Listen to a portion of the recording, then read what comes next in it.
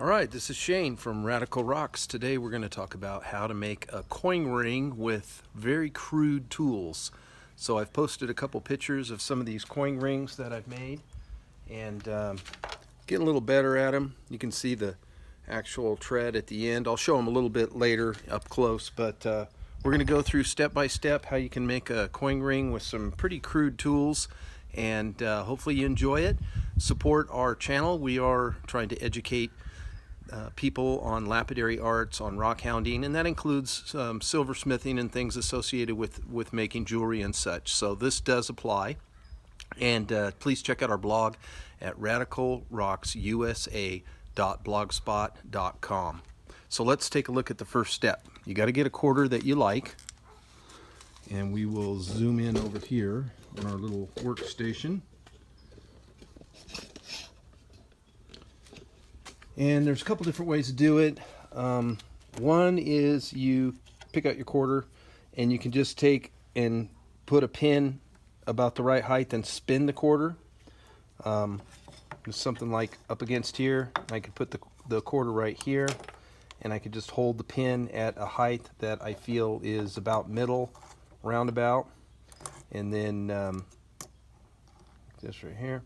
And then you can just spin the quarter up against something like this, and that is one way to do it. I don't think it's the best, but it's one way of doing it. So here, we'll try to copy it.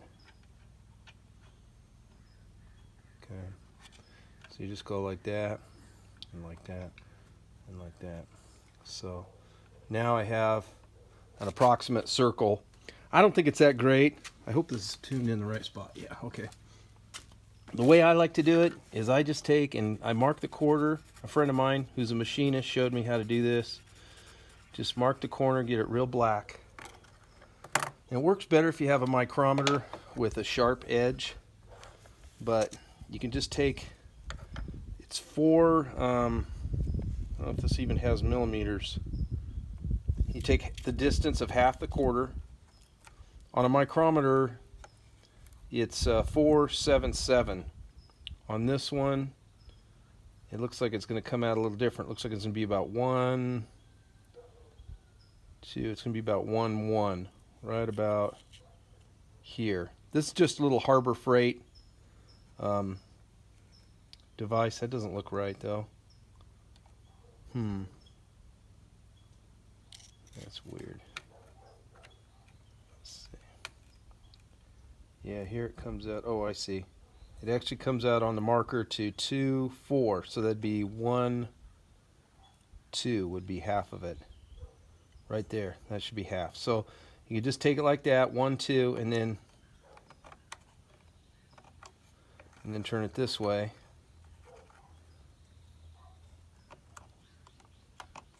And then somewhere in there you should have the intersection on that. And you probably can't see it so light. I'll try to do the other side a little darker.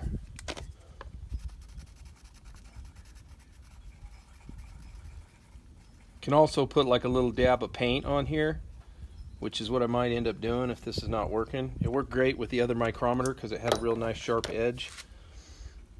1, 2. I'll go from the top of the coin. That. Okay, I got a good scratch this time, and then I'll go from this one like this. Okay, so where it crosses should be about dead center.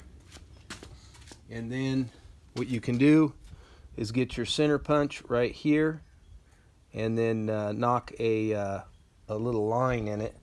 And I'll get a hammer and do that, but there it is right there.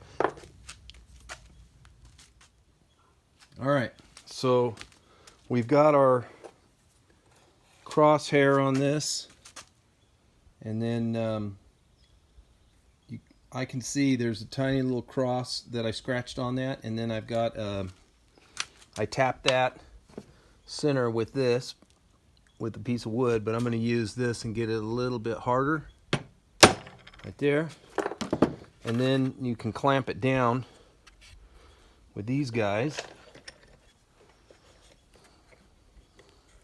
I use a piece of wood on the bottom because I don't want to drill into my table, and a couple of C-clamps and a couple smaller pieces of wood. and just put that in here and over here like this, enough to hold the corners down. Then the other thing you want to be careful of, I use a step bit. You can use a regular drill bit, but you want to make sure that these are just about as close as you can get them without getting in the way of the actual drill bit when you drill down. So I'm going to put this one about right here.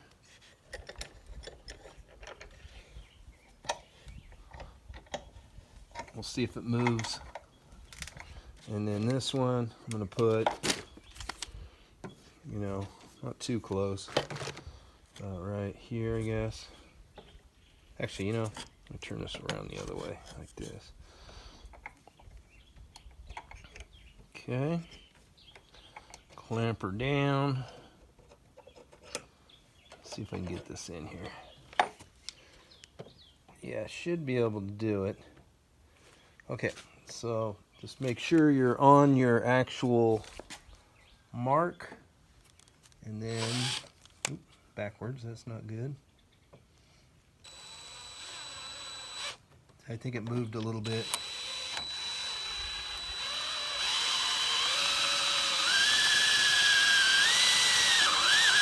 Good, I didn't get this one as tight as I could have. You don't want the quarter to spin, if you can keep it from spinning.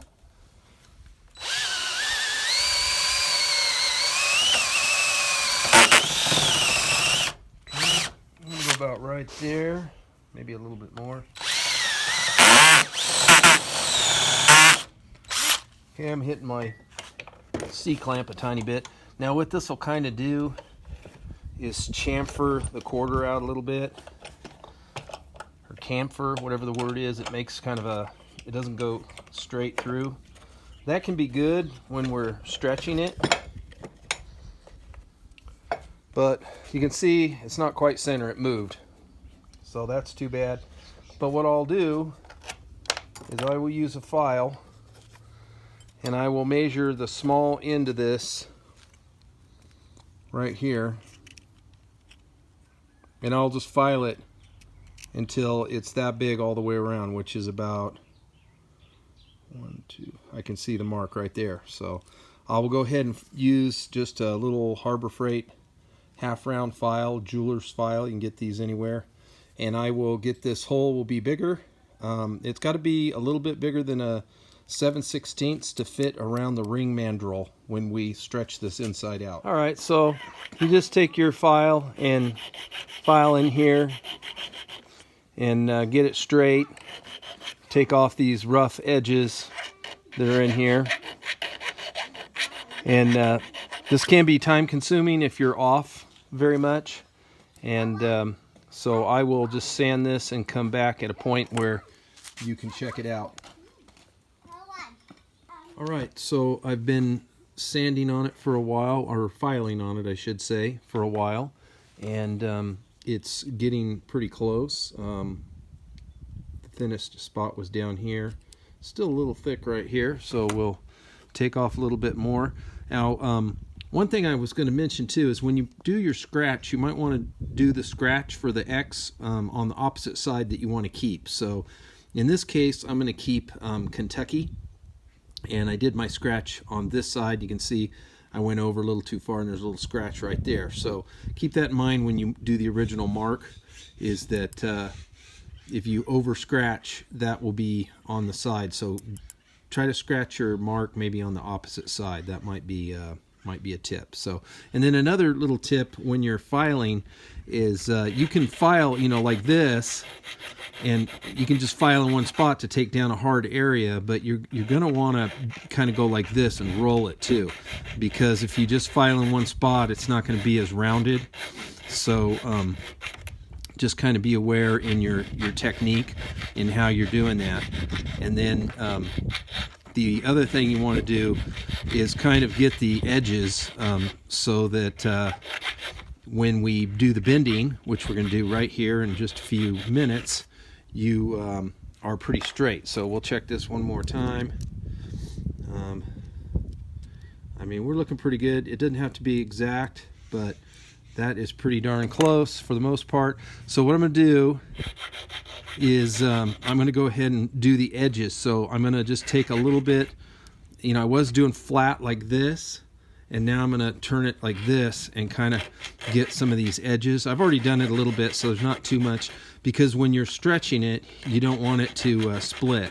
So this will help it be a little smoother and help the metal to not stress. So, and you just do like so and like so, and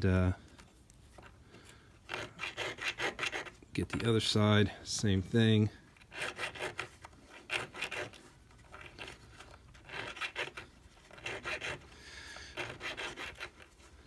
And in this case, I'm just using a regular ring mandrel, and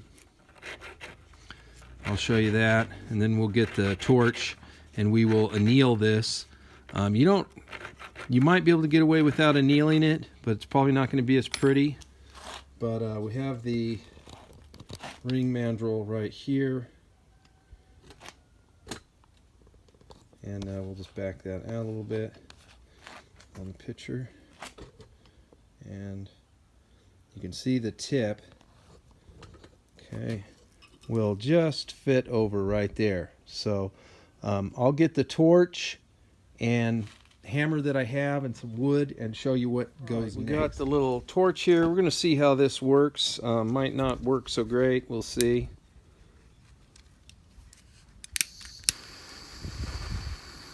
All right, looks like it's going to work. Just get the torch. I might need to get a bigger torch. I'm not so sure this is going to work.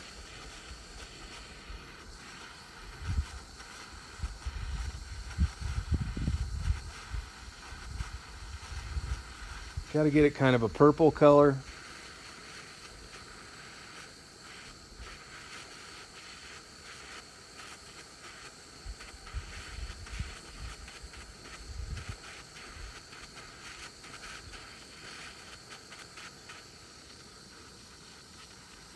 Oh, there we go. Okay, and then just cool it and save my gas there. And then we'll go over here, and I gotta grab a hammer.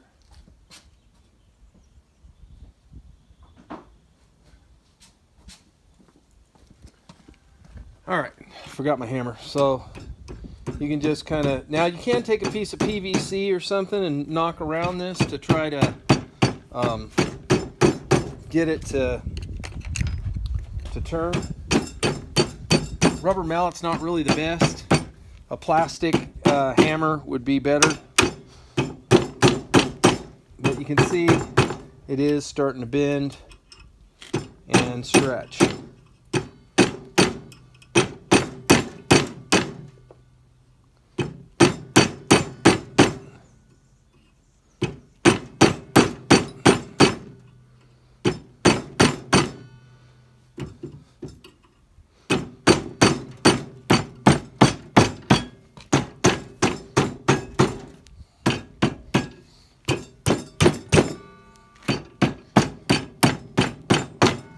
Okay, so I'm going to go ahead and heat it up again and get a piece of wood or something and see if I can hit it with some wood and make a little bit more progress. Okay, I went ahead and heated it up again. I'm going to try and hit this with a little block here, see if I can't make a little bit more progress, and just kind of work it around with it.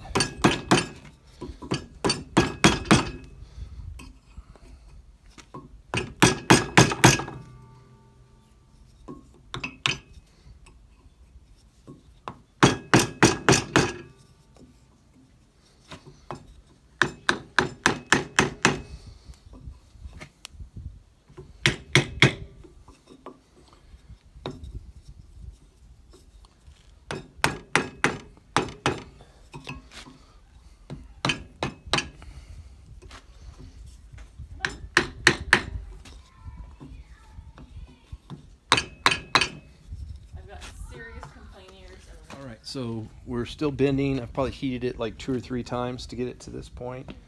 And I found that The wind is kicking up every once in a while here, which gives me a little bit of problem. But I found if I could just start this and just take it around like this, it actually is working pretty good. Hopefully the wind won't kick up again. And just get it hot, and it'll start to change color. You see right now it's starting to get kind of a golden, and then it'll start to get black. And when it gets kind of purple, which it's starting to do now, then you're there. So there it goes. It just went to a kind of a purplish black.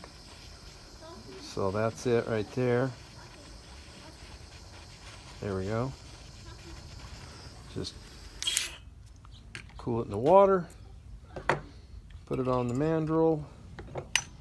You can use like a plastic faced hammer, works a lot better. But I just hit it and then turn it and hit it again.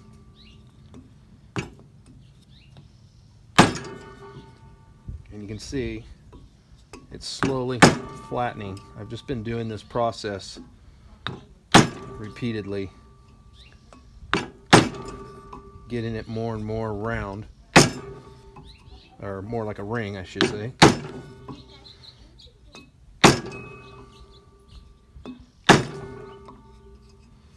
And you can feel the metal getting harder because it doesn't want to give. But we're just about at the point where we could go the other direction.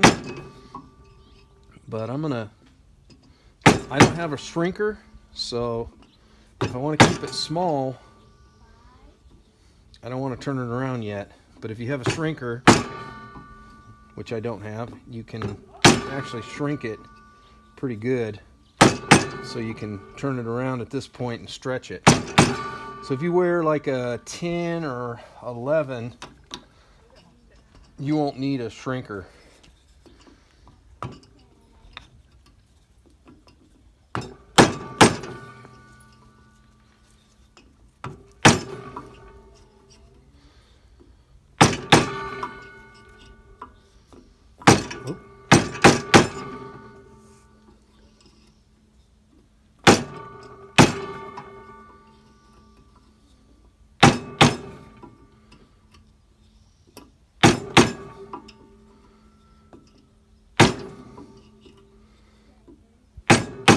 So probably gonna make this one a little bit bigger. Now at this point you can heat it up and start hitting it down this way some, but when you do, you want to actually hit these in. You want to hit this in. So let me just walk you through that a little bit.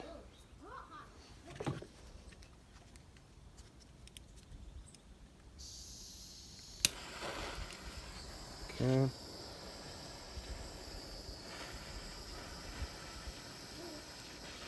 Kind of a tiny torch. I have bigger torches, but I just didn't feel like lugging them out. Oh, the wind's starting to blow. Let me do it over here for a second. I've got a little shelter right here. You definitely want to get it soft for this next process.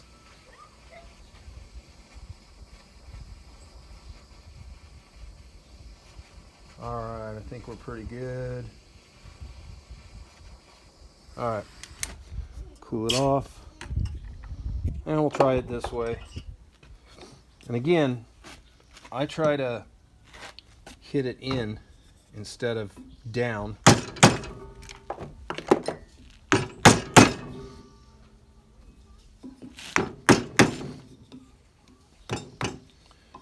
It does want to stick at this point. So if your mandrel's moving around, it's pain. You know what? Let me try my rubber mallet. I just don't have a steel one, so it is what it is.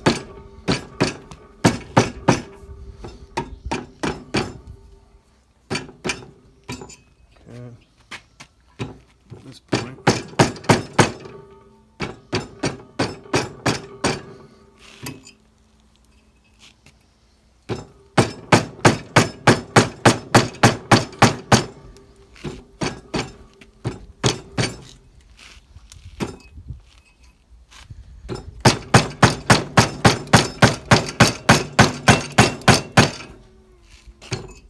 Okay. Starting to get a little ring shape to it, so I'll heat it up a few more times and then we'll come back.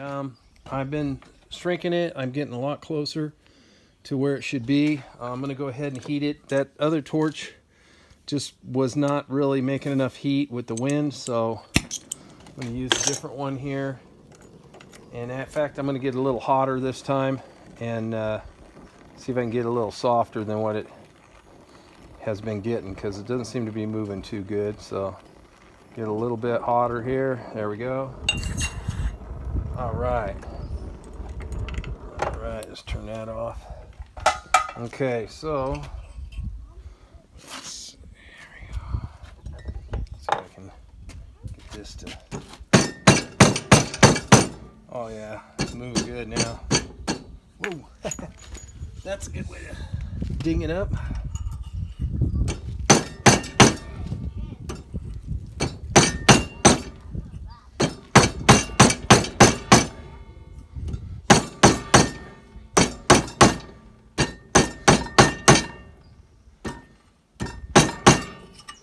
All right, try it this way a little bit.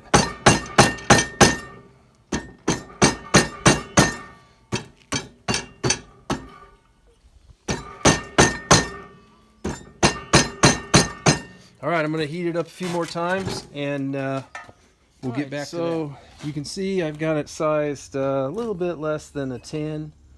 It's not perfect, but I'm just going to go ahead and wrap this up and show you the last bit of what you can do. You can just use a Dremel with a cloth head on it, and you can use any kind of polishing compound. This is actually just tin oxide. It's not really polishing compound for silver, which I have some somewhere, but so we'll just kind of see if we can get it to clean up here.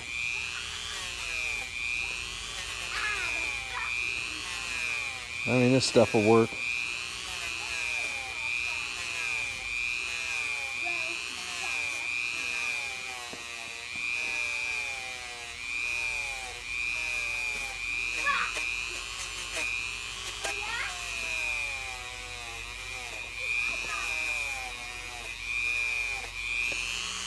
Oh, I'm not even in the camera. Try to get the inside here.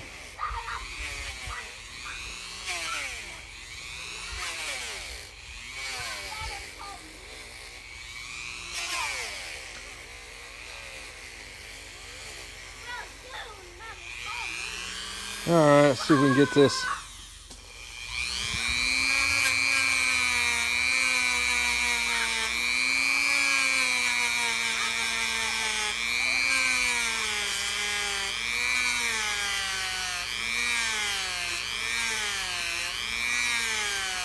I mean, a polishing compound would work a little better, but it's good enough for now.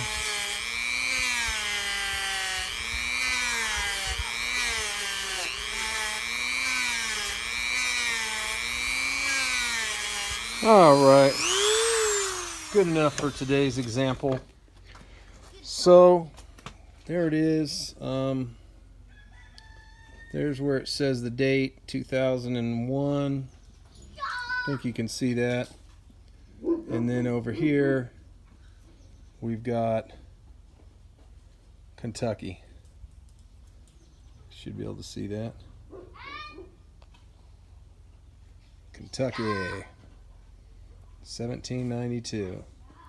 And then on this side, and it's not that shiny. I got a silver polisher somewhere. I'll dig up and get it to shine. It'll shine just like silver, but I just didn't see if I can get it a little more polished here.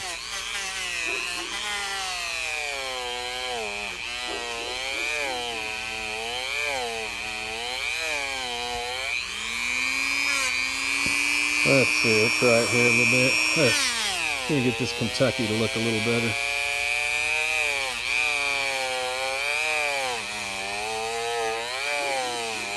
There we go.